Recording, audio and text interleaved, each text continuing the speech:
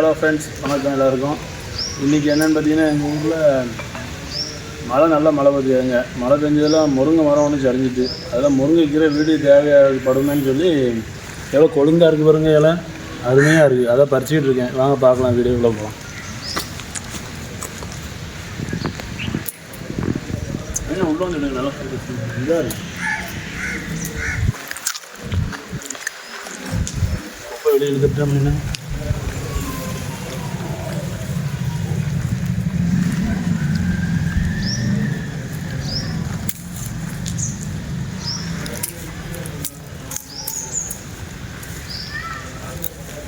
முருங்கைக்கீரையில் வந்து அவ்வளோ சத்து இருக்குது. பார்த்துக்கோங்க, முருங்கைக்கீரை கிடைக்காத ஒரு நேரத்தில் இதே மழை மழை பெஞ்சதுனால நல்லா கொழுந்து இலையாக இருக்குது. இல்லைன்னா இந்த முருங்கை இலையை எப்போ எங்கே நம்ம பறிக்க முடியும்? ஒரு நேரம் கூட்டு வச்சு சாப்பிட்டு பாருங்க, அதோட மகத்துவமே வேறு லெவலில் இருக்கும். யார் யாரெல்லாம் மழை டைமில் சொல்லி உங்கள் வீட்டில் முருங்கை மரம் உடஞ்சின்னா, கொப்பு உடஞ்சிட்டுனா தூக்கி தூர போட்டுறாதீங்க. இந்த முருங்கையும் அழகாக வச்சு ஒரு கவரில் போட்டு வைங்க. அது பாட்டுன்னு அருமையாக இருக்கும். 2 நாள் கூட்டு வச்சு சாப்பிட்லாம். போதும், 1 நிமிஷம் தாண்டிட்டு ஷார்ட்ஸில் ஒரு வீடியோ போட்டீங்களா?